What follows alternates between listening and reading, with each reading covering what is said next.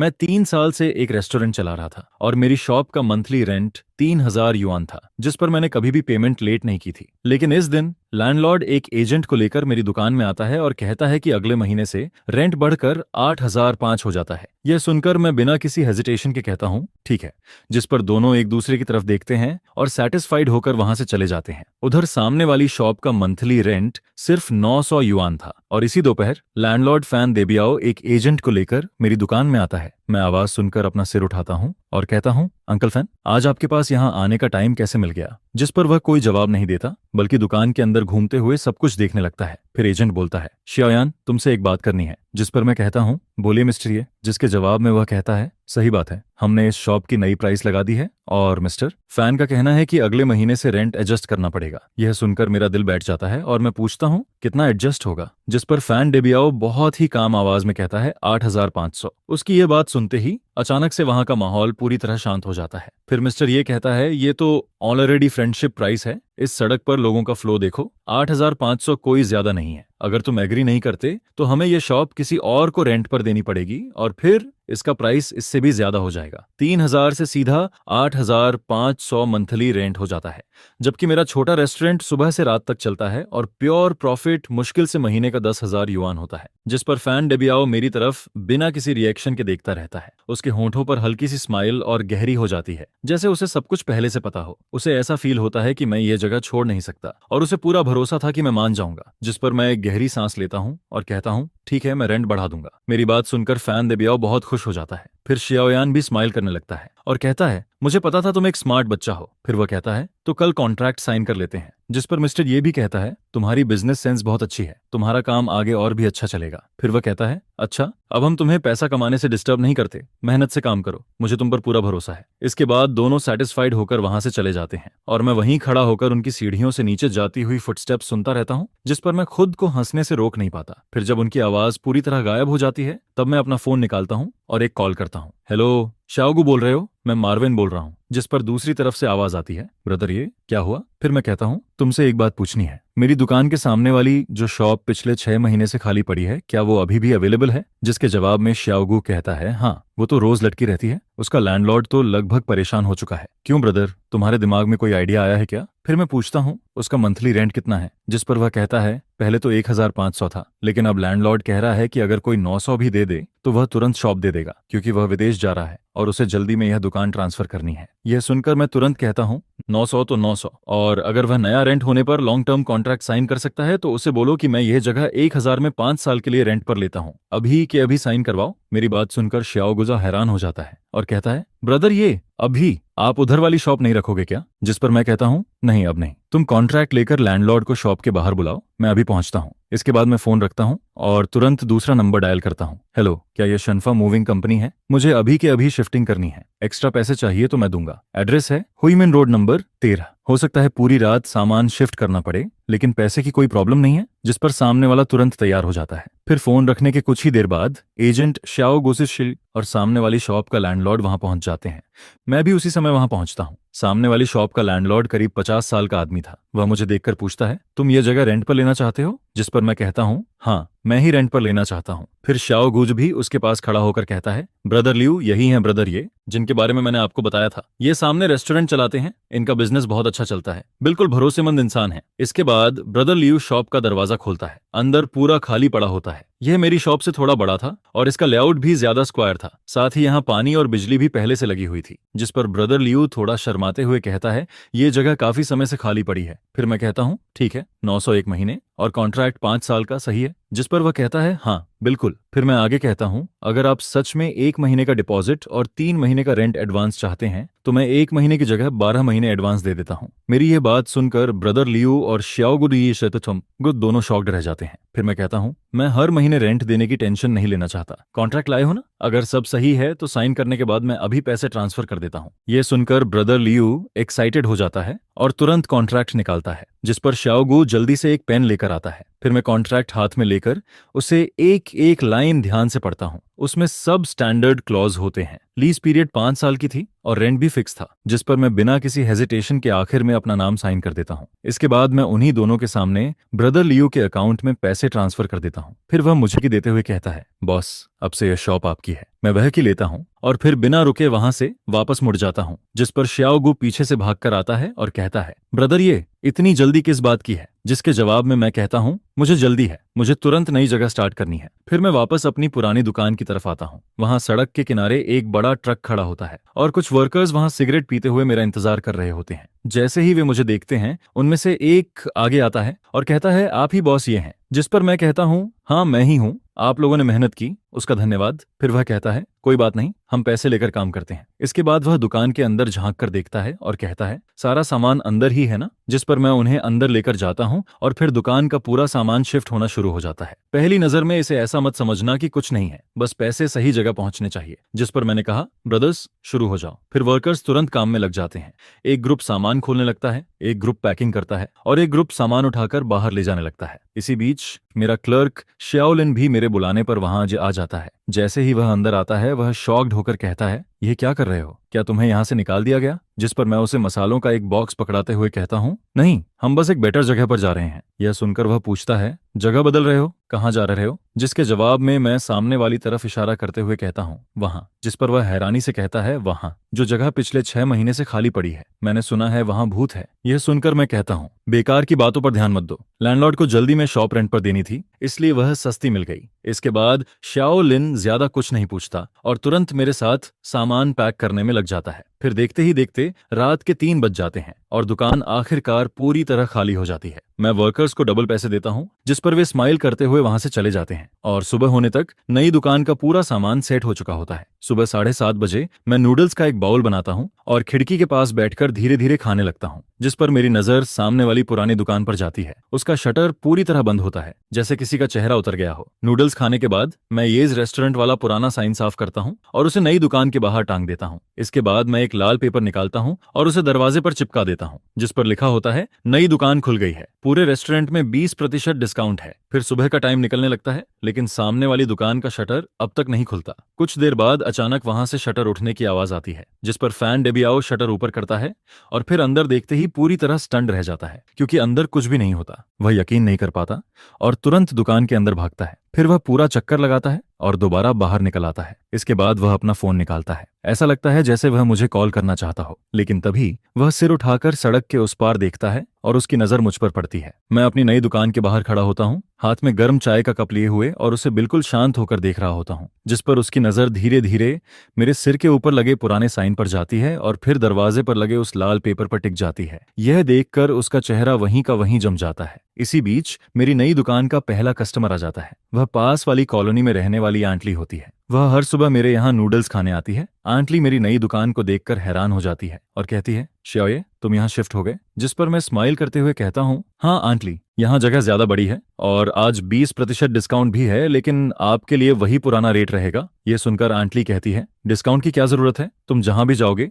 मैं वहीं आऊंगी। ये सब जरूर तुम्हारे उस ब्लैक हार्ट लैंडलॉर्ड की वजह से हुआ है। जिस पर मैं हल्का सा हंसते हुए कहता हूँ, पता नहीं, शायद वह अभी लाइफ के बारे में सोच रहा होगा। हमारी यह बात फैन डेबियाओ साफ सुन लेता है, जिस पर वह तुरंत सिर घुमाता है और मुझे ऐसे घूरने लगता है जैसे अभी मुझ पर अटैक कर देगा, लेकिन मैं उसे इग्नोर कर देता हूँ और वापस दुकान के अंदर चला जाता हूँ। फिर मैं आंटली से कहता हूँ, आपका नूडल्स अभी आ जाता है? इसके बाद फैन डेबियाओ सड़क के उस पार करीब आधे घंटे तक खड़ा रहता है और तब तक मेरी दुकान में 3 टेबल भर चुके होते हैं। जिस पर एक पुराना कस्टमर कहता है, श्याओये, ये नई दुकान तो पुरानी वाली से भी अच्छी है। मैं सोच रहा था सामने वाली दुकान आज तक खुल क्यों नहीं रही। मैं तो डर गया था, मुझे लगा तुम कहीं भाग गए। फिर दूसरा कस्टमर कहता है, श्याओ ये जैसा खाना बनाता है वह कहीं भी जाकर चमक सकता है। इसके बाद सारे पुराने कस्टमर आपस में बातें करने लगते हैं। वे सब आस पड़ोस के लोग होते हैं जिन्होंने 3 साल से मेरा खाना खाया था और मेरे काम और मेरे नेचर को अच्छे से जानते थे। जिस पर वे सब फैन डेबियाओ की तरफ देखते हैं। उनकी आंखों में उसके लिए थोड़ा कॉन्टेम्प्ट और थोड़ा मजाक साफ दिखता है। आखिरकार फैन देबियाओ खुद को रोक नहीं पाता। वह गुस्से से भरा चेहरा लेकर सड़क पार करता है और सीधे मेरी नई दुकान की तरफ आने लगता है। यह देखकर जो लोग खाना खा रहे होते हैं वे भी अपने चॉपस्टिक्स नीचे रख देते हैं और दुकान का माहौल अचानक से टेंस हो जाता है। शाओलिन थोड़ा घबरा जाता है, लेकिन मैं उसे चिंता न करने का इशारा करता हूँ। फिर फैन देबियाओ मेरे सामने आकर रुकता है, जिस पर मैं कहता हूँ, अंकल फैन, क्या बात है? उसका चेहरा गुस्से से पूरा लाल हो चुका होता है। फिर वह दांत पीसते हुए कहता है, तुमने मेरे साथ बहुत गंदी चाल चली है, तुमने मुझे बेवकूफ बनाया है। जिस पर मैं बिल्कुल शांत होकर कहता हूँ, मैंने तुम्हें कैसे बेवकूफ बनाया? ये तो तुमने ही कहा था अगर मैं एग्री नहीं करता तो यहाँ से चला जाऊं। अब मैं चला गया तो तुम्हें क्या प्रॉब्लम है? यह सुनकर वह गुस्से में कहता है, तुमने ठीक नहीं किया, हमने बात पक्की कर ली थी। जिसके जवाब में मैं कहता हूँ, तुम लोगों ने मुझे पहले बेवकूफ बनाने की कोशिश की। पहली बात, हमने कोई नया कॉन्ट्रैक्ट साइन नहीं किया था, और दूसरी बात, तुम एक एजेंट को लेकर आए थे ताकि मुझ पर प्रेशर डाल सको। अब तुम मुझसे लॉजिक की बात कर रहे हो, क्या तुम्हें यह खुद अजीब नहीं लग रहा? मेरी यह बात सुनकर दुकान में बैठे कस्टमर भी बोलना शुरू कर देते हैं। एक आदमी कहता है, ओल्ड वांग, तुम्हारा ये काम बिल्कुल सही नहीं है। शियाओ तुम्हें हर महीने 3,000 देता था और तुमने एक बार में 8,000 मांग लिए, यह तो सीधा लूटना हुआ। फिर दूसरा आदमी कहता है, सही बात है, तुम्हारा चेहरा तो पहले ही अच्छा नहीं था, लेकिन अब तुम और भी बुरे लग रहे हो। तुम्हें बस ये देखकर जलन हो रही है कि एक जवान लड़का तुमसे ज्यादा अच्छा काम कर रहा है। और फिर वह आगे कहता है, अच्छा हुआ शियाओ के पास दूसरी जगह जाने का ऑप्शन था, नहीं तो तुम्हारे जैसे लोग उसे पूरा निचोड़ लेते। यह सुनकर फैन देबियाओ का चेहरा कभी लाल होता है, कभी सफेद। वह गुस्से में कुछ कहना चाहता है, लेकिन उसे समझ आ जाता है कि अब सब लोग उसके खिलाफ हैं। जिस पर वह मुझे घूरते हुए कहता है, ये चैन, तुम रुक जाओ। क्या तुम्हें लगता है कि यह बात यहीं खत्म हो जाएगी? इस सड़क पर मैं तुम्हें बिजनेस नहीं करने दूंगा। जिसके जवाब में मैं कहता हूँ, ठीक है, मैं इंतजार करूंगा, लेकिन अंकल फैन, एक बात याद रखना, अब यह लॉ वाला सोसाइटी है। अगर तुमने कोई भी गलत काम किया तो मैं किसी भी समय पुलिस को कॉल कर सकता हूँ। इसके बाद मैं कस्टमर्स की तरफ मुड़ता हूँ और कहता हूँ, सॉरी एवरीवन, आपकी मील में डिले हो गया, आज का खाना मेरी तरफ से है। मेरी यह बात सुनते ही पूरी दुकान में शोर मच जाता है। सब लोग जोर जोर से चीयर करने लगते हैं और फैन डेबियाओ दरवाजे पर खड़ा रह जाता है। उसने कुछ सेकंड तक लाइट जलाई रखी और आखिर में घिन से भरा हुआ चेहरा बनाकर कार में बैठ जाता है। फिर एक्सेलरेटर पर जोर से पैर मारता है और वहां से निकल जाता है। मैं उसकी कार को सड़क के मोड़ पर गायब होते हुए देखता रहता हूँ और फिर मेरे चेहरे की स्माइल धीरे धीरे वापस गायब हो जाती है। मुझे पहले से पता था कि फैन देबियाओ इतनी आसानी से ये बात नहीं छोड़ेगा, वह जरूर कोई गंदी चाल चलेगा। जिस पर मैं वापस पीछे वाले कमरे में जाता हूँ। वहां बर्तन में व्रत धीरे धीरे उबल रहा होता है और उसे देखते हुए मेरी आंखें धीरे धीरे ठंडी होने लगती हैं। फिर मैं मन ही मन कहता हूँ, जो भी करना है कर लो, अगर खेल खेलना है तो मैं भी आखिर तक खेलूंगा। नई दुकान का बिजनेस बहुत तेज चलने लगता है और इसी वजह से मेरी छोटी सी दुकान अचानक से इंटरनेट पर फेमस चेक इन पॉइंट बन जाती है, जिस पर कई दिनों तक दुकान पूरी तरह भरी रहती है। शाओलिन इतना बिजी हो जाता है कि उसे सांस लेने का भी टाइम नहीं मिलता। फिर मजबूरी में मैं एक आंट को काम पर रखता हूँ जो कस्टमर्स को खाना सर्व करती है, तब जाकर हम किसी तरह काम संभाल पाते हैं। उधर उस दिन बुरी तरह बेइज्जत होकर जाने के बाद फैन डेबियाओ दोबारा कभी मेरी दुकान के सामने दिखाई नहीं देता, लेकिन मैंने सुना था कि उसने अपनी पुरानी शॉप फिर से एजेंट को दे दी है और इस बार वह उसका रेंट 10,000 युआन मांग रहा है। जिस पर एजेंट भी हैरान हो जाता है, लेकिन फैन डेबियाओ को पूरा यकीन होता है कि अगर मेरा बिजनेस इतना अच्छा चल सकता है तो यह जगह भी इतनी ही कीमती है। उसे ऐसा फील होता है कि जल्दी ही कोई दूसरा आदमी आएगा और मेरी तरह वह भी उस दुकान को लेने के लिए तैयार हो जाएगा। लेकिन कई दिन बीत जाते हैं और उन दिनों में उसकी शॉप देखने तक कोई नहीं आता। वहां किसी एक इंसान की परछाई तक नहीं दिखती, जिस पर मुझे लगने लगता है कि वह इसी तरह बेवकूफ बना रहेगा। लेकिन तभी नई मुसीबत खुद चलकर मेरे पास आ जाती है। सबसे पहले शाओलिन दौड़कर मेरे पास आता है और घबराकर कहता है, ब्रदर ये आपने सुना? जिस पर मैं पूछता हूँ, क्या हुआ? फिर वह कहता है, बाहर लोग रूमर फैला रहे हैं कि हमारे रेस्टोरेंट का खाना साफ नहीं है। यह सुनकर मैं पूछता हूँ, किसने कहा? जिसके जवाब में शाओलिन कहता है, आज कई पुराने कस्टमर मुझसे पूछने आए थे। पास वाली ग्रोसरी शॉप वाला जो शेन हर जगह जाकर बोल रहा है कि हम सबसे सस्ता और घटिया मीट इस्तेमाल करते हैं, और फिर वह यह भी कह रहा है कि हम जो ऑयल इस्तेमाल करते हैं वह गटर से निकाला हुआ रिसाइकिल्ड ऑयल है। फिर शाओलिन गुस्से में कहता है, जोशन ऐसा अपने आप नहीं कर सकता। उसका फैन देबियाओ की वाइफ के साथ बहुत अच्छा रिलेशन है, दोनों साथ में महाजोंग खेलते हैं।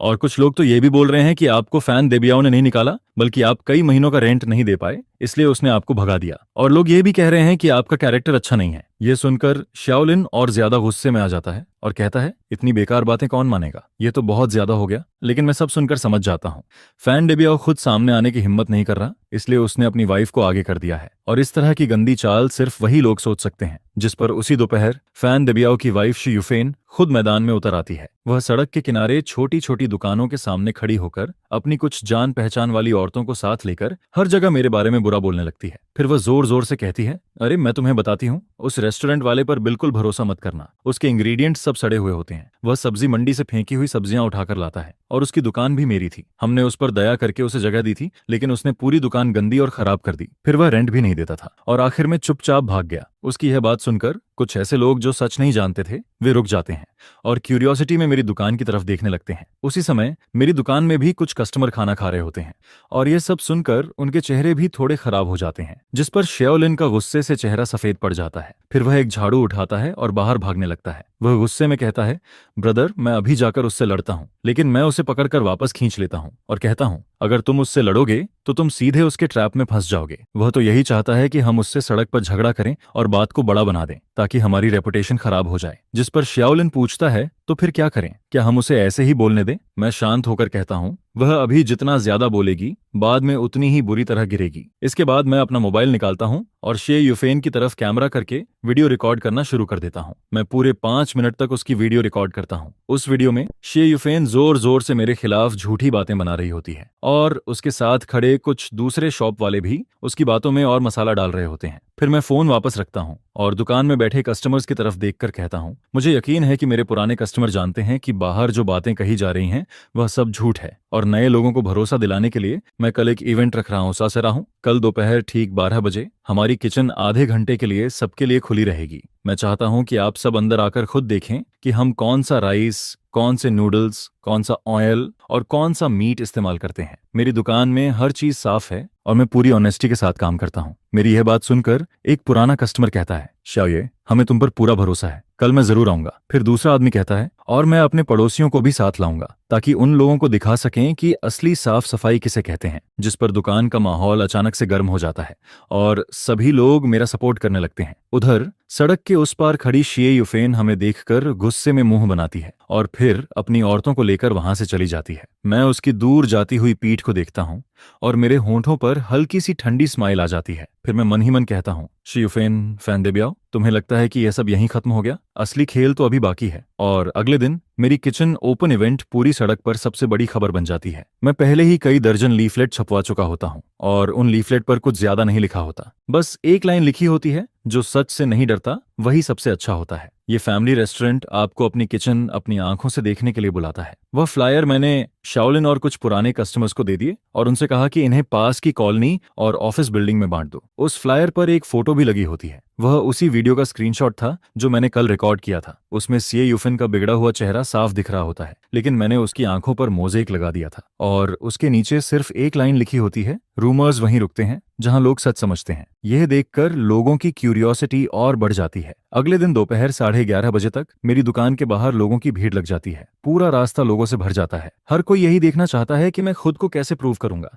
जिस पर फैन देबियाओ और शे युफेन भी वहां आ जाते हैं। दोनों भीड़ के बाहर खड़े होते हैं और उनके चेहरे साफ नहीं दिख रहे होते। फिर ठीक 12 बजे मैं समय पर किचन का दरवाजा खोल देता हूँ और कहता हूँ, सभी लोग वेलकम हैं, आप सब मेरी बैक किचन देख सकते हैं। कल रात मैंने पूरी किचन साफ की थी। वह इतनी साफ होती है कि जैसे उसमें चेहरा दिख जाए। फर्श पूरी तरह सूखा और साफ होता है। स्टेनलेस स्टील का स्टोव और काम करने वाली टेबल पर जरा सा भी डस्ट नहीं होता। दीवार पर हमारे एम्प्लॉयज के हेल्थ सर्टिफिकेट लगे होते हैं और कोने में डस्टबिन भी साफ सुथरे तरीके से रखे होते हैं। इसके बाद मैं सबको एक एक चीज दिखाना शुरू करता हूँ। फिर मैं कहता हूँ, यह हमारा राइस है, नॉर्थ ईस्ट वुचंग राइस, और यह हमारा ऑयल है, एक बड़ा ब्रांड नॉन जीएमओ। उसकी खरीदने की रिसीट भी दीवार पर लगी होती है, आप सब खुद देख सकते हैं। फिर मैं कहता हूँ, यह रिसीट कल की है और यह पोर्क है जो आज सुबह ही आया है। आप इसका कलर और इसकी इलास्टिसिटी देख सकते हैं। इसके बाद मैं सब्जियों की तरफ इशारा करता हूं और कहता हूं, मैं जो भी वेजिटेबल्स इस्तेमाल करता हूं उन्हें कम से कम 3 बार साफ पानी से धोया जाता है। यह सुनकर एक आदमी कहता है, यह किचन तो मेरे घर से भी ज्यादा साफ है। शाओये सच में बहुत ध्यान रखने वाला इंसान है। फिर दूसरा आदमी कहता है, अब मुझे बिल्कुल चिंता नहीं है, अब मैं यहाँ रोज खाना खाऊंगा। लेकिन तभी भीड़ में से एक औरत कहती है, यह सब बोलने से क्या होता है, कौन जाने तुम आज बस दिखावा कर रहे हो। जिस पर दूसरी औरत तुरंत कहती है, सिस्टर जांग, यह बात सही नहीं है। मैं यहाँ 3 साल से खाना खा रही हूँ और मुझे कभी कोई प्रॉब्लम नहीं हुई। फिर मैं सबकी तरफ देखकर कहता हूँ, शायद आप सोच रहे होंगे कि मैंने यह सब क्यों किया, क्योंकि कल सड़क पर एक बहुत उत्साही लेडी ने मेरे बारे में बहुत कुछ कहा था, जिस पर मैं अपना फोन निकालता हूँ और कल वाली वीडियो चला देता हूँ। फिर वीडियो में शे युफेन की तेज और खराब आवाज साफ सुनाई देने लगती है। वह बोल रही होती है कि मैं सड़ी हुई सब्जियां इस्तेमाल करता हूँ और मार्केट से फेंकी हुई चीजें उठाकर लाता हूँ। यह सुनते ही वहां अचानक पूरी तरह शांति छा जाती है और फिर सबकी नजर धीरे धीरे भीड़ के बाहर खड़े फैन देबियाओ और शी युफेन पर चली जाती है, जिस पर मैं वीडियो बंद करता हूँ और शांत आवाज में कहता हूँ, सभी लोग देख लीजिए, यही इन रूमर्स की शुरुआत है। फिर मैं सबकी तरफ देखता हूँ और आखिर में मेरी नजर फैन देबियाओ और शी युफेन पर जाकर रुक जाती है। इसके बाद मैं कहता हूँ, मैं यहाँ 3 साल से बिजनेस कर रहा हूँ और मुझे फील होता है कि मैंने हमेशा अपनी कॉन्शियस के हिसाब से काम किया है, लेकिन क्योंकि मैंने इनकी ज्यादा रेंट वाली बात नहीं मानी, इसलिए इन्होंने अपनी वाइफ को भेजकर मुझे बदनाम करने की कोशिश की। फिर मैं लोगों से पूछता हूँ, क्या आपको यह सही लगता है? मेरी ये बात सुनते ही भीड़ अचानक गुस्से में भर जाती है। एक आदमी कहता है, यह तो बहुत ज्यादा गलत है। फिर दूसरा आदमी कहता है, यह तो पूरी तरह बेकार बात है। और तीसरा आदमी कहता है, तो असली बात यह थी, खुद का काम नहीं चला तो अब दूसरे को नुकसान पहुंचा रहे हैं, कितने शर्म की बात है। इसके बाद लोग फैन देबियाओ और शी युफेन को जोर जोर से बुरा बोलने लगते हैं, जिस पर फैन देबियाओ तुरंत अपनी वाइफ का हाथ पकड़ता है और दोनों वहां से भाग जाते हैं। उस दिन के बाद मेरी छोटी सी दुकान और भी ज्यादा फेमस हो जाती है और लोग उसे साफ सफाई और भरोसे की जगह मानने लगते हैं। उसी दोपहर एक जवान लड़का सामने वाली फैन देबियाओ की दुकान देखने आता है। वह वहां मिल्क टी शॉप खोलना चाहता था, लेकिन जब उसे पूरी बात पता चलती है तो वह सिर हिलाता है और कहता है कि ऐसे लैंडलॉर्ड के साथ काम करना बहुत डरावना है। फिर वह बिना कुछ बोले वहां से चला जाता है, जिस पर मैं सामने वाली उस दुकान का बंद शटर देखता हूँ, जो अब भी पहले की तरह बंद पड़ा होता है। उसे देखकर मेरे मन में एक अजीब सी शांति आती है। फिर मैं मन ही मन कहता हूँ, फैन देबियाओ, तुम्हारा नुकसान अभी बस शुरू हुआ है। किचन ओपन डे के अगले दिन मेरी दुकान के बाहर बहुत लंबी लाइन लग जाती है, जिस पर शाओलिन बाहर खड़ा होकर लाइन संभाल रहा होता है। इसी बीच एक आदमी अंदर आता है। वह मास्टरमा होता है, जिसकी ओल्ड शॉप मेरी पुरानी दुकान के बगल में थी। वह एक बार्बर शॉप चलाता था और वह भी फैन देबियाओ का टेनेंट था। वह मुझे देखते ही कहता है, मैं तुम्हारा शुक्रिया करने आया हूँ। जिस पर मैं हैरानी से पूछता हूँ, मेरा शुक्रिया क्यों? फिर वह कहता है, तुमने हमारी तरफ से भी ये बदला लिया है। वह फैन देबियाओ सच में बहुत खराब इंसान है। वह मेरा रेंट भी 2000 से बढ़ाकर 4500 करना चाहता था और मैं एक छोटी सी बार्बर शॉप से इतना पैसा कहाँ से लाता? फिर वह कहता है, मैंने बहुत देर तक उससे बात की, तब जाकर उसने मुझे 3 महीने और दिए। लेकिन इन दिनों मैं इतना परेशान था कि मुझे रात को नींद तक नहीं आती थी। यह सुनकर मुझे तुरंत समझ आ जाता है कि फैन देबियाओ मुझे एग्जाम्पल बनाना चाहता था। अगर मैं उसकी बात मान लेता तो बाकी टेनेंट भी डर जाते और फिर वह सबसे ज्यादा रेंट मांगता। फिर मास्टरमा कहता है, सिर्फ मैं ही नहीं, हार्डवेयर शॉप वाले लाओली और छोटे सुपरमार्केट वाले ब्रदर झाओ के साथ भी यही हुआ है। हम सब छोटे दुकानदार हैं। अगर वह ऐसे करेगा तो कोई भी चैन से नहीं रह पाएगा। लेकिन अब तो वह पूरी सड़क का दुश्मन बन गया है और पिछले 2 दिनों से उसने रेंट की बात तक नहीं की। फिर मैं उससे कहता हूँ, अगर वह दोबारा ऐसी बेकार मांग करे तो डरना मत। सब लोग साथ में मिलकर कम्युनिटी ऑफिस या स्ट्रीट ऑफिस जाओ और कंप्लेंट करो। वह सबसे ज्यादा इसी बात से डरता है कि मामला बड़ा हो जाए। जिस पर मास्टरमा सिर हिलाता है और कहता है, मैं समझ गया बॉस, ये आप सच में हम सबके लीडर हो। फिर वह हंसते हुए कहता है, आगे से मैं आपके यहाँ हेयर कट पर 50% डिस्काउंट दूंगा। इसके बाद मास्टरमा वहां से चला जाता है और उसके जाने के बाद मेरे मन में भी अलग ही फीलिंग आने लगती है। शुरुआत में मैंने सिर्फ खुद को बचाने के लिए जवाब दिया था, लेकिन अब मुझे लगने लगता है कि यह बात सिर्फ मेरे बारे में नहीं रही। अब मैं अकेला नहीं था। फिर दोपहर में टाइम मिलते ही मैं सामने अपनी पुरानी दुकान की तरफ चला जाता हूँ। सामने वाली शॉप का शटर पूरी तरह बंद होता है। उसके दरवाजे पर लाल पेंट से कुछ लिखा हुआ होता है। उस पर बड़े बड़े अक्षरों में लिखा होता है, ब्लैक हार्ट वाला इंसान, और नीचे कुछ टेढ़े मेढ़े वर्ड्स भी लिखे होते हैं, जिस पर साफ पता चलता है कि जिसने यह लिखा था वह बहुत गुस्से में था। और उसके बगल में एक गंदी सी ड्राइंग भी बनी होती है। मैं बस ये सोचता हूँ कि जब फैन देबियाओ ने यह सब देखा होगा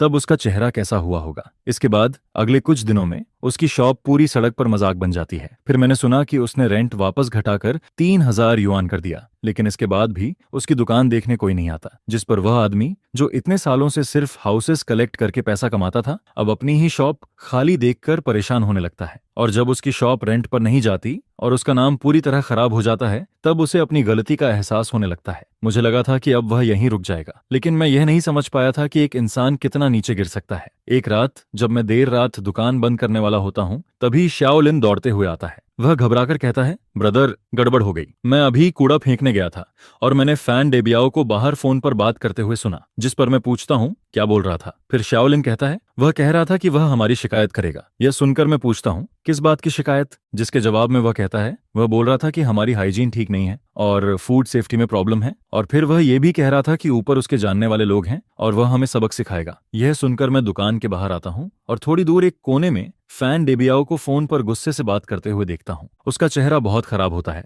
और वह लगातार किसी को डांट रहा होता है। फिर अगली सुबह सच में मुसीबत मेरे दरवाजे पर आ जाती है। सबसे पहले 3 लोग यूनिफॉर्म पहनकर मेरी दुकान में आते हैं। वे मार्केट सुपरविजन ब्यूरो के लोग होते हैं। फिर उनमें से एक कहता है, हम लोगों को शिकायत मिली है कि यहाँ फूड सेफ्टी में बड़ी प्रॉब्लम है, इसलिए हमें अचानक इंस्पेक्शन करनी है। ये सुनकर दुकान में बैठे कस्टमर भी खाना रोककर उनकी तरफ देखने लगते हैं, जिस पर मैं बिल्कुल शांत होकर कहता हूँ, जरूर आप चेक कीजिए, हम पूरा कोऑपरेशन करेंगे। फिर शाओलिन हमारे सभी वर्कर के हेल्थ सर्टिफिकेट निकालकर उन्हें दे देता है और मैं उन्हें किचन और स्टोर रूम की तरफ लेकर जाता हूँ। इसके बाद वे लोग बहुत ध्यान से चेक करना शुरू करते हैं। वे इतने ध्यान से सब कुछ देखते हैं जैसे छोटी से छोटी कमी ढूंढना चाहते हो। एक आदमी टॉर्च लेकर स्टोव और कोनों की दरार तक चेक करता है। दूसरा आदमी रेफ्रिजरेटर खोलकर टेम्परेचर मेजर करता है और फ्रीजिंग और कूलिंग दोनों देखता है। तीसरा आदमी मेरी खरीदारी की लिस्ट और हर इंग्रेडिएंट की एक्सपायरी डेट ध्यान से देखने लगता है। लेकिन क्योंकि किचन ओपन डे के बाद से मैं अपनी किचन को और भी ज्यादा साफ रख रहा था, इसलिए वहां कोई कमी मिलती ही नहीं। जिस पर काफी देर बाद उनमें से एक आदमी कहता है, आपकी हाइजीन पूरी तरह नियमों के हिसाब से है, हम इसकी रिपोर्ट बना देंगे। और फिर वह कहता है, आगे भी इसे ऐसे ही मेंटेन रखना। जिसके जवाब में मैं कहता हूँ, धन्यवाद, हम जरूर ध्यान रखेंगे। उनके जाने के कुछ ही देर बाद फिर कुछ और लोग दुकान के अंदर आते हैं। इस बार वे फायर डिपार्टमेंट के लोग होते हैं। फिर उनमें से एक आदमी कहता है, हमें शिकायत मिली है कि यहाँ फायर सेफ्टी की सुविधा पूरी नहीं है और इमरजेंसी एग्जिट ब्लॉक है। यह सुनकर मुझे तुरंत समझ आ जाता है कि कोई जानबूझकर यह सब कर रहा है। जिस पर मैं फिर से आगे बढ़कर कहता हूँ, मैं ऑनर हूँ, आप लोग जो चेक करना चाहते हैं कर सकते हैं। इसके बाद फायर डिपार्टमेंट वाले भी तुरंत अपना काम शुरू कर देते हैं। वे फायर एक्सटिंग्विशर की प्रोडक्शन डेट और प्रेशर तक चेक करते हैं। फिर वे देखते हैं कि इमरजेंसी एग्जिट के सामने कुछ रखा तो नहीं है, और यहाँ तक कि स्मोक अलार्म भी चेक करते हैं। काफी देर बाद उनमें से एक आदमी कहता है, फायर सेफ्टी कोई मजाक नहीं होती, लेकिन आपने यहाँ बहुत अच्छा काम किया है, ये सच में तारीफ के लायक है। मैं अभी उन्हें थैंक यू भी नहीं कह पाता। तभी दुकान के बाहर फिर से हलचल होती है। फिर कोई बाहर से आवाज देता है, क्या यहाँ ये फैमिली रेस्टोरेंट है? इस बार इंडस्ट्री एंड कॉमर्स ब्यूरो के लोग आते हैं, जिस पर मैं एक गहरी सांस लेता हूँ और उनके पास जाकर कहता हूँ, हेलो, मैं ऑनर हूँ, इस बार क्या प्रॉब्लम है? फिर मैं अपना नया बिजनेस लाइसेंस उन्हें दे देता हूँ। उस पर लीगल रिप्रेजेंटेटिव के तौर पर मेरा ही नाम लिखा होता है। इसके बाद वे लोग मेरी दुकान के बाहर लगे उस रेड पेपर की तरफ इशारा करते हैं जिस पर लिखा होता है, नई दुकान खुली है, 20% डिस्काउंट। फिर वे मुझसे पूछते हैं, क्या आपने इसके लिए रिपोर्ट किया था? जिसके जवाब में मैं कहता हूँ, यह सिर्फ शॉर्ट टर्म प्रमोशन है और यह पूरी तरह कानून के अंदर है। इसके बाद वे लोग पूरी दुकान में घूमकर सब कुछ देखते हैं, लेकिन आखिर में उन्हें भी कोई प्रॉब्लम नहीं मिलती। जिस पर टीम का लीडर जाते जाते मेरी तरफ देखता है और कहता है, बिजनेस करना आसान नहीं होता, लेकिन जब तक आपके पेपर सही हैं और आप कानून के हिसाब से काम करते हैं, तब तक कोई भी आपका कुछ नहीं बिगाड़ सकता। जिसके जवाब में मैं कहता हूँ, धन्यवाद। फिर तीसरी टीम के जाने के बाद दुकान में बैठे कस्टमर जोर जोर से बातें करने लगते हैं। एक आदमी कहता है, श्याओ, ये अब देखना उस हरामी के पास और कौन सी चाल बची है। फिर दूसरा आदमी कहता है, जिसे डर नहीं होता वही सच में मजबूत होता है, हम सब तुम्हारे साथ हैं। उनकी यह बात सुनकर मेरी आंखें थोड़ी भर जाती हैं। फिर मैं खुद को संभालता हूँ और कहता हूँ, धन्यवाद, सच में धन्यवाद। इसके बाद जब यह पूरा मामला खत्म होता है तो मेरा बिजनेस कम होने की जगह और भी बढ़ जाता है, क्योंकि एक ही सुबह में मेरी दुकान पर 3 अलग अलग डिपार्टमेंट इंस्पेक्शन के लिए आए थे और हर जगह में पूरी तरह सही निकला। ये बात फिर पूरी सड़क पर खबर बन जाती है और अब मेरी छोटी सी दुकान सिर्फ साफ और भरोसे वाली जगह नहीं रहती, बल्कि लोग उसे एक एग्जाम्पल की तरह देखने लगते हैं। फिर लोग मजाक में कहने लगते हैं कि श्याओ, ये कि दुकान में खाना खाने से पहले 3 बार चेकिंग होती है, यहाँ खाना अपने घर से भी ज्यादा सेफ है। यह सुनकर उसी दोपहर मैं कुछ पोस्टर छपवाने का फैसला करता हूँ। फिर मैं कुछ बड़े बड़े पोस्टर बनवाता हूँ और उन पर सबसे बड़े अक्षरों में लिखवाता हूँ, market supervisor, administration for industry and commerce की फायर ब्रिगेड और administration for industry and commerce के लीडर्स का मैं गर्मजोशी से वेलकम करता हूँ। जिसके बाद मैं सबके सामने कहता हूँ कि अथॉरिटी डिपार्टमेंट्स की सख्त रिव्यू के बाद हमारी स्टोर ने food safety, fire safety, legal operation और बाकी सभी चीजों में पूरी तरह स्टैंडर्ड्स को मीट किया है, जिस पर बेसमेंट में एक छोटी सी लाइन भी ऐड कर दी गई है। इसके बाद मैं कहता हूं कि सभी लोग यहां आकर टेस्ट कर सकते हैं और फिर मैं इस पोस्टर को अपनी स्टोर के दरवाजे पर सबसे ज्यादा दिखाई देने वाली जगह पर लगा देता हूं, जिस पर मैं वो वाला बैनर भी हाथ में पकड़ लेता हूं जिस पर लॉ एनफोर्समेंट नोटाराइजेशन और लोगों की प्रॉस्पेरिटी लिखा होता है। फिर मैं ढोल नगाड़ों के साथ उसे लेकर सड़क पर निकल जाता हूं और सब लोगों के सामने उनका शुक्रिया करता हूं कि उन्होंने मेरे जैसे छोटे बिजनेस का इतना ध्यान रखा। रखा, जिस पर उन्हें भी पता होता है कि इसके पीछे का छोटा सा खेल क्या है। लेकिन जब वो इतने सारे नेबर्स को वहां खड़ा देखते हैं तो वो सिर्फ मुस्कुराकर इस प्रॉस्पेरिटी को एक्सेप्ट कर पाते हैं, जिस पर उन्हें मजबूरी में हंसते हुए मेरे यूनिक प्रोडक्ट को क्रॉस करना पड़ता है और मुझे एक्सीलेंट मर्चेंट का रिप्रेजेंटेटिव बनाना पड़ता है। इसके बाद मैं पूरी सिचुएशन को उल्टा घुमा देता हूँ और पूरी सड़क पर तहलका मच जाता है, जिसे देखकर हर कोई पूरी तरह शॉक्ड रह जाता है और फिर इतनी जोर से हंसने लगता है कि लोग हंसते हंसते दोहरे हो जाते हैं। यह सब देखकर ऐसा लगता है जैसे वैन डेबियाओ का चेहरा जमीन पर घिस रहा हो और फिर एन भी जमीन पर बार बार हाथ रगड़ता रहता है।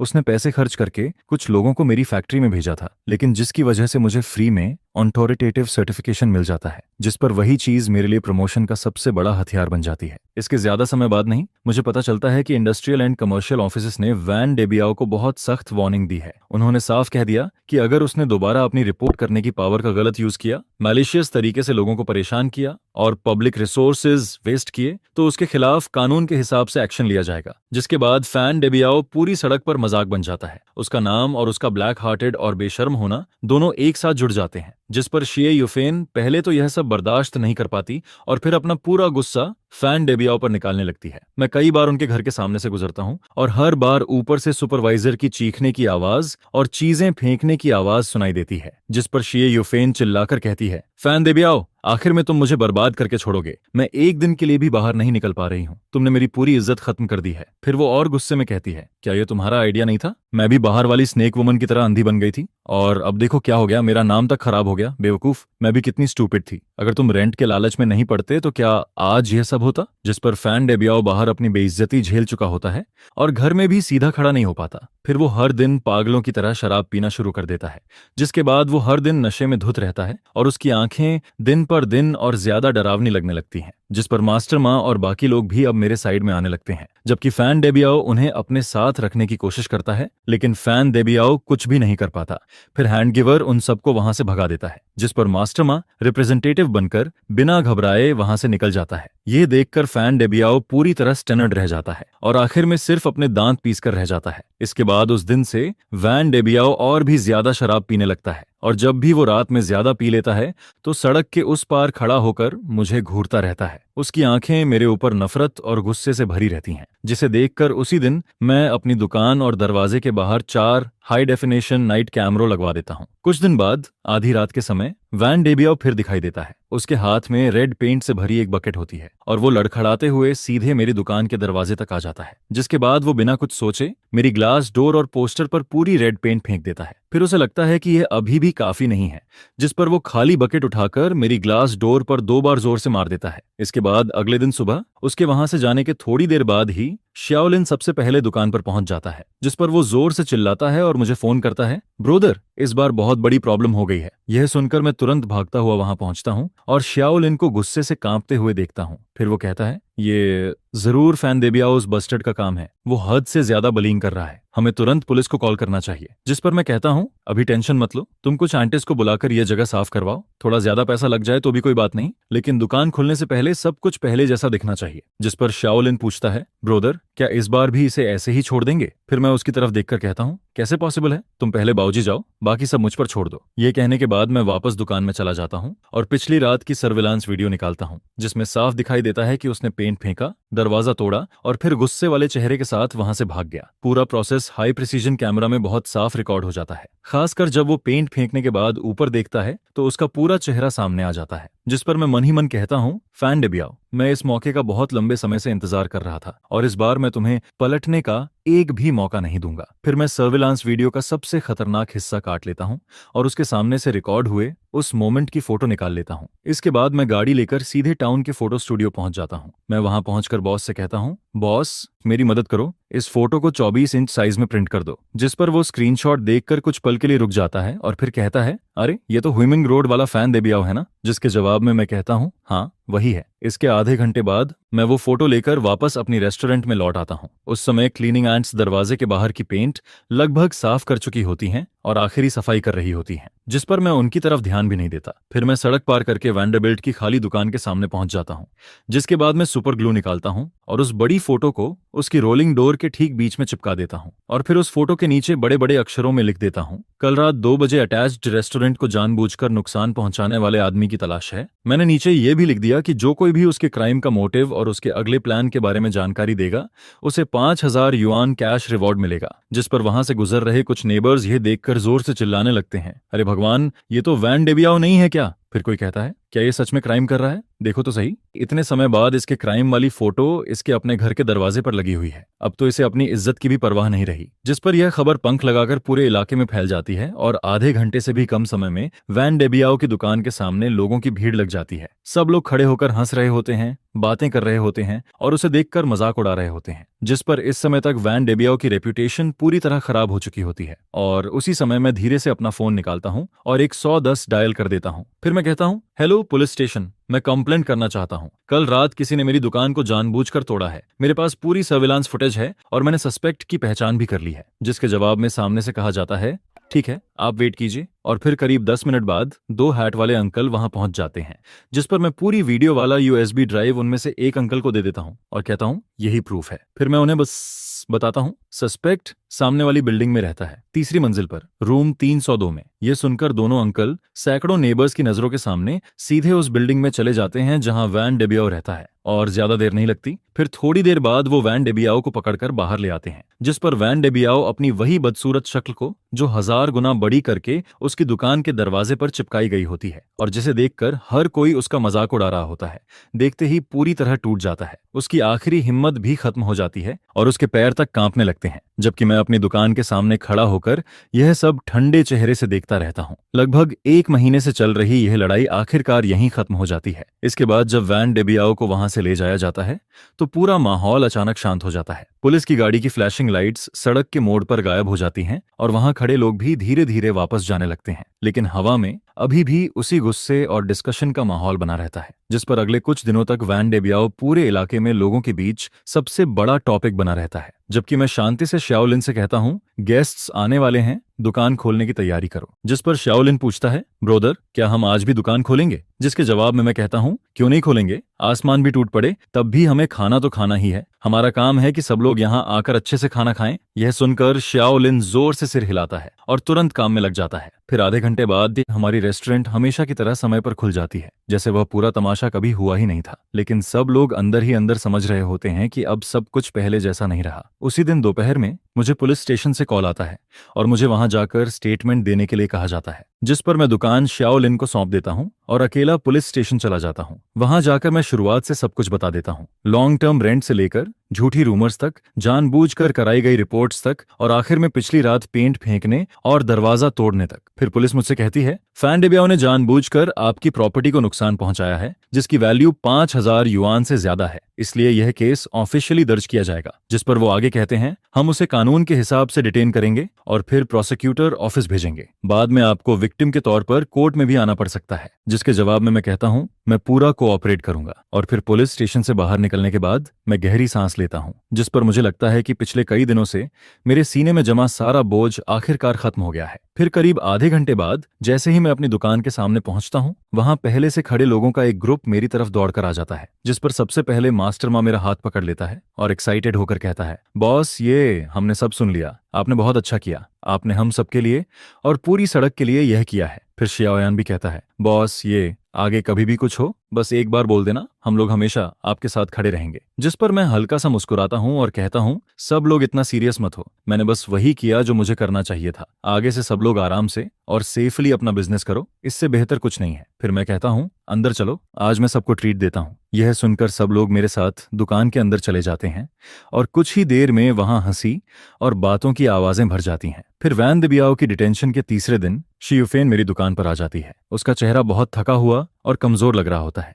जिस पर वो आते ही मुझे देखकर कहती है, बॉस, ये। और फिर अगले ही पल वो सीधे मेरे सामने घुटनों पर बैठ जाती है और कहती है, बॉस, ये प्लीज एक बार दया कर दीजिए, मेरे आदमी को छोड़ दीजिए। फिर वो जल्दी जल्दी कहती है, अगर आप कहेंगे तो मैं आपकी हर भरपाई करूंगी, जो नुकसान हुआ है उसका पैसा दूंगी। जिस पर मैं ठंडे चेहरे से कहता हूँ, शियुफेन, उठो, तुम मेरी दुकान में हो और ये सब मेरे बिजनेस पर असर डाल रहा है। लेकिन शिए यूफेन उठती नहीं और कहती है, बॉस ये वो कुछ समय के लिए कंफ्यूज्ड हो गया था, उसने बहुत ज्यादा शराब पी ली थी, तभी उसने वह घटिया काम किया, अब उसे बहुत पछतावा हो रहा है। फिर वो रोते हुए कहती है, बस आप जाकर अंकल से कह दो कि आप उसे माफ करने को तैयार हो। अगर आप समझौते वाली लेटर साइन कर दोगे तो वो बाहर आ जाएगा, हम आपको पैसा देंगे, आपका पूरा नुकसान भरेंगे, डबल देंगे नहीं ट्रिपल देंगे। जिस पर मैं हल्का सा हंस देता हूँ और फिर कहता हूँ, शिए यूफेन तुम्हें सच में लगता है कि मैं यह सब सिर्फ पैसों के लिए कर रहा हूँ? यह सुनकर वो चुप हो जाती है, उसका मुंह खुला रह जाता है लेकिन उसके पास कोई जवाब नहीं होता। फिर मैं उसकी तरफ देखकर कहता हूँ, जब तुम लोग मुझे मजबूर कर रहे थे कि मैं रेंट को 3,500 से बढ़ाकर 8,500 कर दूं,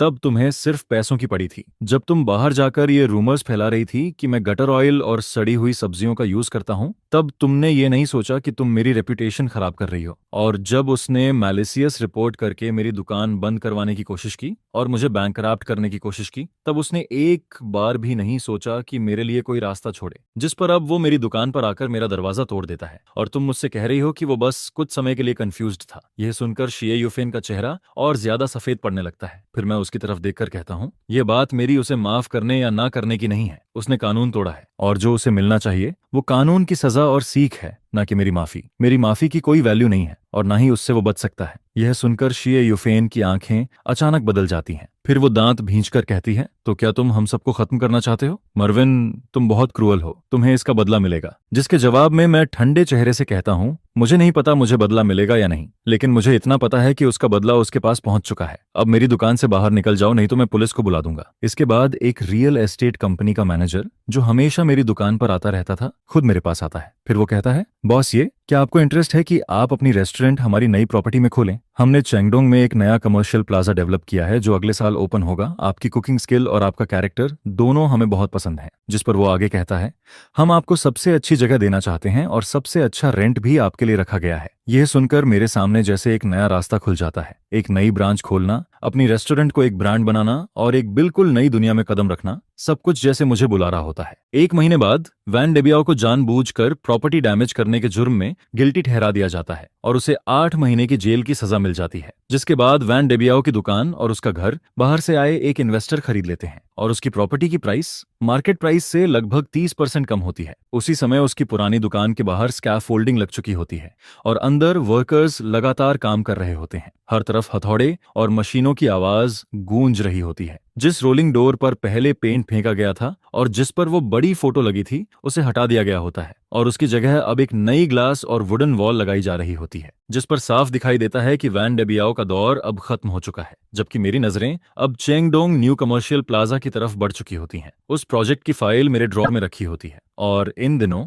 मैं अपनी सिग्नेचर डिशेस को फिर से ऑर्गेनाइज करना शुरू कर देता हूँ। मैं कुकिंग प्रोसेस को स्टैंडर्ड बना रहा होता हूँ और फिर मैं एक ऑनलाइन बिजनेस मैनेजमेंट कोर्स में भी एडमिशन ले लेता हूँ, जिस पर शाओलिन मुझे देखकर हैरान हो जाता है और कहता है, ब्रोदर हम अभी इतना अच्छा कर रहे हैं, फिर भी आप इतना क्यों कर रहे हो? जिसके जवाब में मैं कहता हूँ, शाओलिन यह दुकान बस हमारी शुरुआत है, आगे हम इस शहर में दूसरी और तीसरी रेस्टोरेंट भी खोलेंगे। यह सुनते ही शाओलिन की आंखें चमकने लगती हैं। उसके चेहरे पर फ्यूचर को लेकर एक्साइटमेंट साफ दिखाई देने लगती है, क्योंकि चेंगडोंग न्यू कमर्शियल प्लाजा इस शहर के फ्यूचर डेवलपमेंट का सबसे बड़ा सिंबल है। यह एक नया बिजनेस एरिया है जिसे गवर्नमेंट सपोर्ट कर रही है। प्लान के हिसाब से वहां शॉपिंग, डाइनिंग, एंटरटेनमेंट और ऑफिस सब कुछ एक ही जगह होगा और उसका टारगेट इस शहर के सबसे यंग और सबसे ज्यादा पैसे खर्च करने वाले लोगों को अट्रैक्ट करना है। जिस पर स्क्वायर के सामने फर्स्ट फ्लोर पर जो जगह है जहां फाउंटेन बना हुआ है, वही पूरी कमर्शियल स्ट्रीट की सबसे बेस्ट लोकेशन मानी जा रही है। वहां सबसे ज्यादा लोग आने वाले हैं और उसके नीचे छोटे अक्षरों में रेंट प्लान भी लिखा होता है। पहले 2 साल तक बिल्कुल रेंट फ्री और तीसरे साल के बाद सिर्फ आधा रेंट।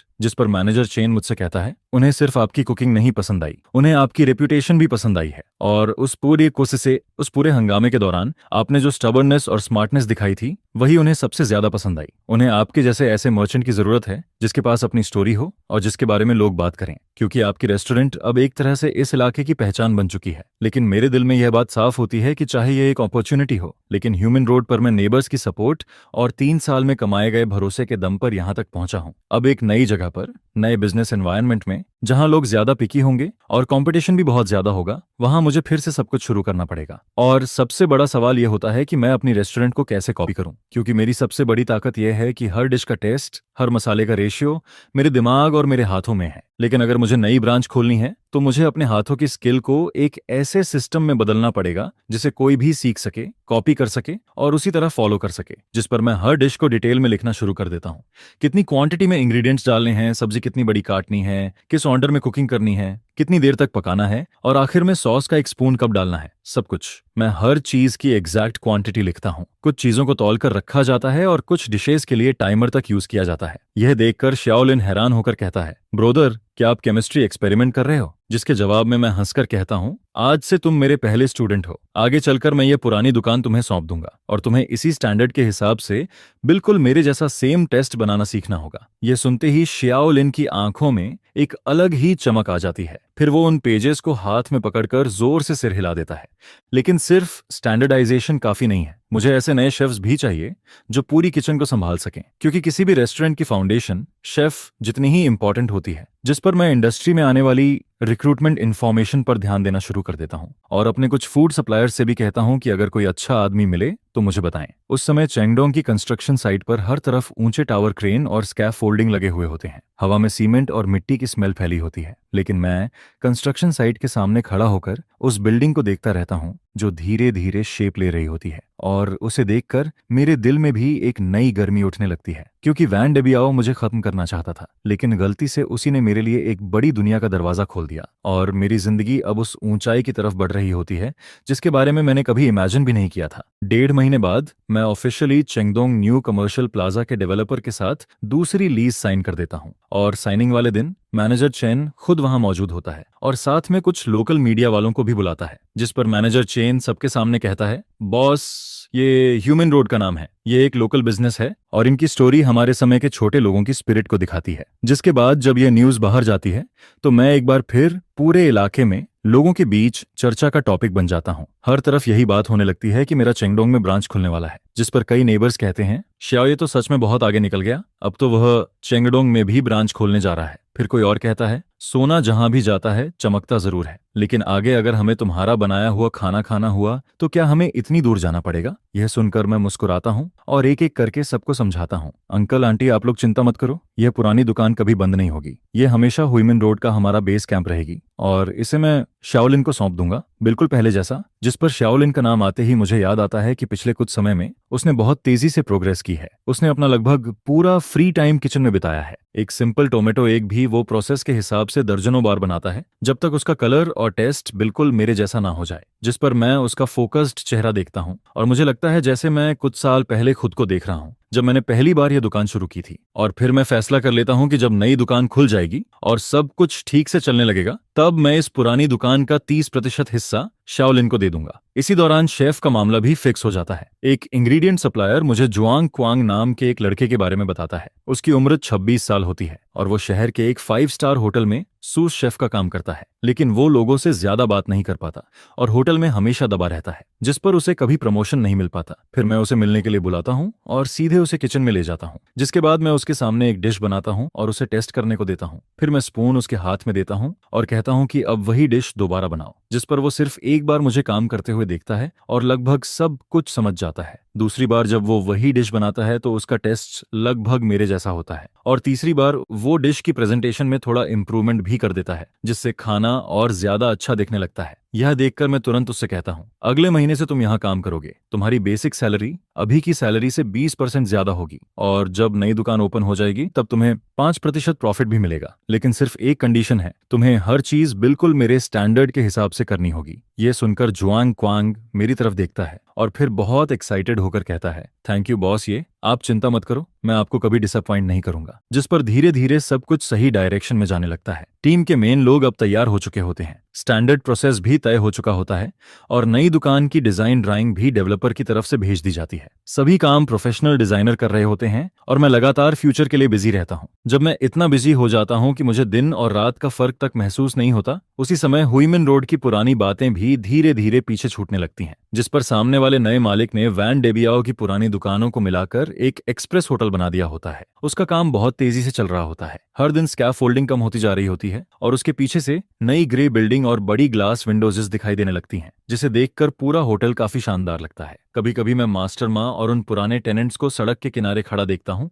जो पहले वैन देबियाओ की दुकान में रेंट पर रहते थे। वो सब उस नए होटल को देखते रहते हैं और आपस में धीरे धीरे कुछ बातें करते रहते हैं, जिस पर मैं समझ जाता हूँ कि वो सब यही सोच रहे हैं कि समय कितनी जल्दी बदल जाता है। और देखते ही देखते पूरे 8 महीने गुजर जाते हैं, जिस पर सामने वाला एक्सप्रेस होटल खुले हुए भी 2 महीने हो चुके होते हैं। होटल का बिजनेस बहुत अच्छा चल रहा होता है और उसकी वजह से पूरी सड़क का लेवल भी पहले से बेहतर हो जाता है। साथ ही मेरी छोटी दुकान में भी पहले से ज्यादा लोग आने लगते हैं। इसी दौरान मेरा नया शेफ भी पूरी तरह हमारी टीम का हिस्सा बन जाता है।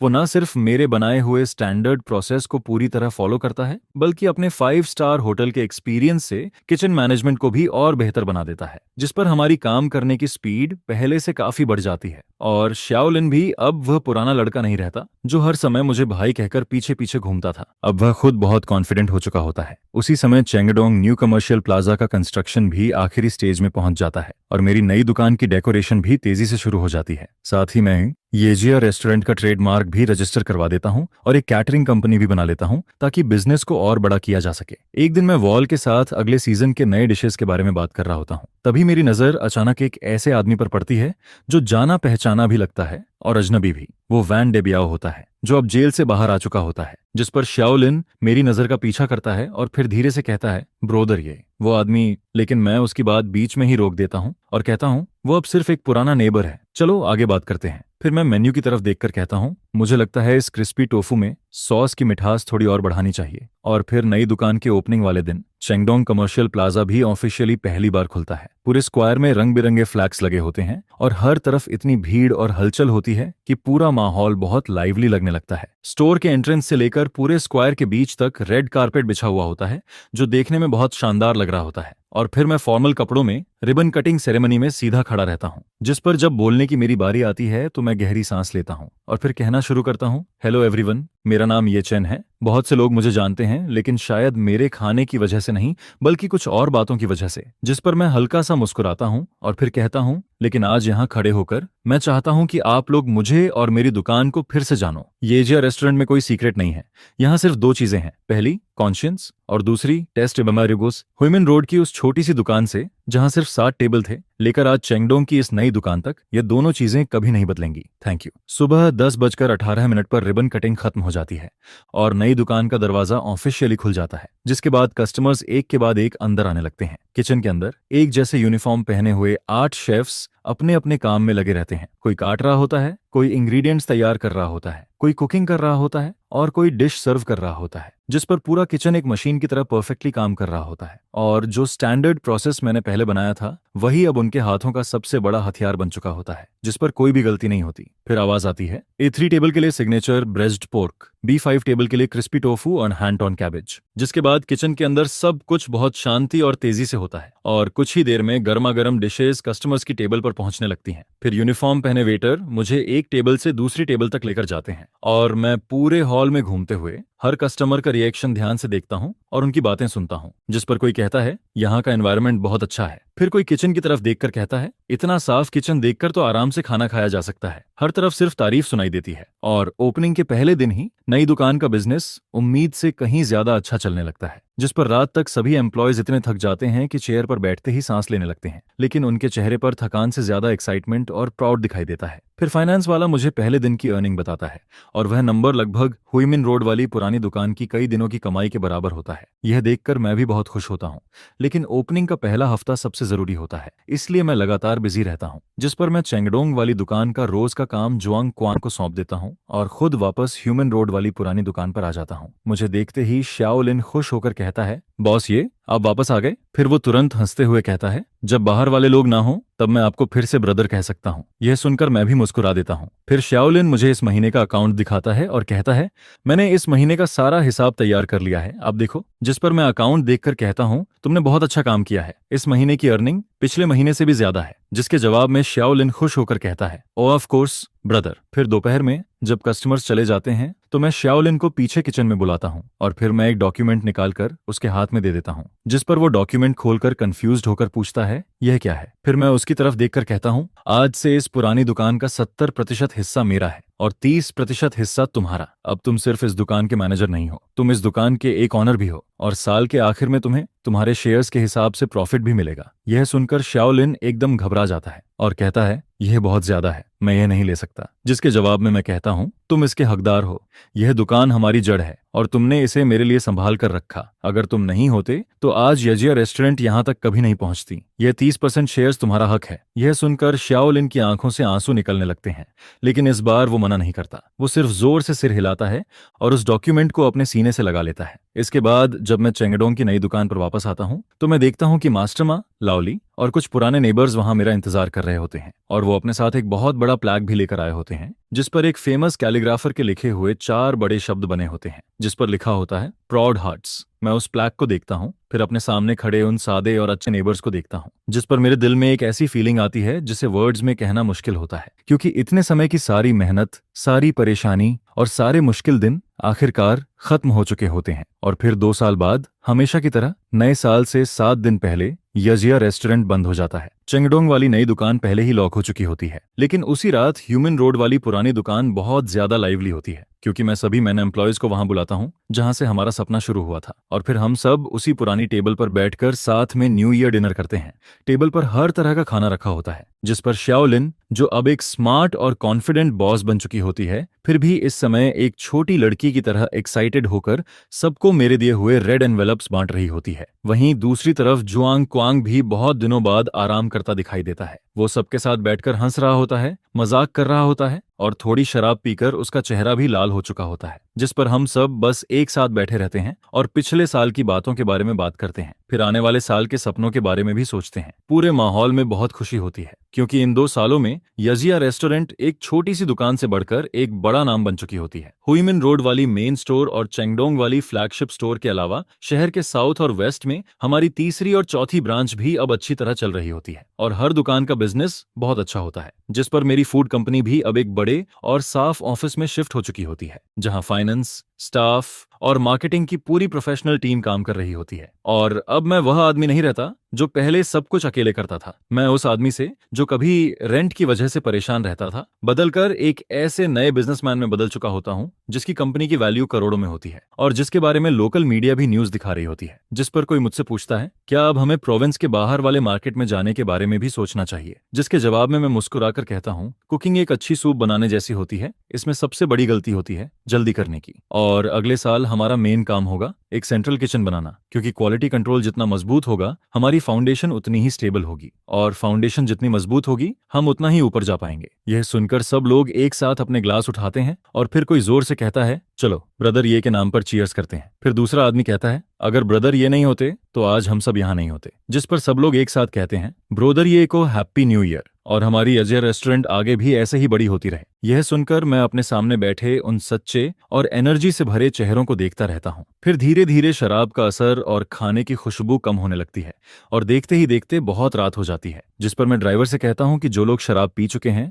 उन्हें सेफली घर छोड़ दे, लेकिन मैं खुद वहीं रुक जाता हूँ। फिर मैं धीरे से विंडो के पास जाता हूँ और उसे खोल देता हूँ, जिसके बाद नए साल की ठंडी हवा अंदर आने लगती है। मैं खामोशी से बाहर देखने लगता हूँ। दूर आसमान में एक के बाद एक फायरवर्क्स फूट रहे होते हैं, जिनकी रोशनी से पूरी सिटी चमक रही होती है, जिस पर ऐसा लगता है जैसे पूरी रात सफेद रोशनी में बदल गई हो। फिर मैं सड़क के उस पार बने होटल की तरफ देखता हूँ। वो होटल अब शांत, साफ और मॉडर्न दिखाई देता है। फेस्टिवल की लाइट्स में वो और भी अलग लग रहा होता है, लेकिन वहां अब वैन डेबियाओ का कोई नाम, कोई निशान नहीं बचा होता, जिस पर ऐसा महसूस होता है जैसे वह आदमी और उसके साथ जुड़ी सारी पुरानी बातें कभी यहाँ थी ही नहीं। 3 साल पहले मैं इसी जगह खड़ा होकर हर महीने 5,000 युआन रेंट बढ़ने की चिंता कर रहा था, और अपने लैंडलॉर्ड की वजह से पूरी तरह फंस चुका था। लेकिन 3 साल बाद मैं इसी जगह पर खड़ा होता हूँ और मेरे पास 4 रेस्टोरेंट्स और एक बड़ी केटरिंग कंपनी होती है, जिस पर मुझे समझ आता है कि मुझे यहाँ तक नफरत या गुस्से ने नहीं पहुंचाया, बल्कि मुझे यहाँ तक लाया मेरे टेस्ट पर भरोसे ने, मेरी कॉन्शियंस ने, और उस लाइफ के लिए प्यार ने, जो सबसे मुश्किल समय में भी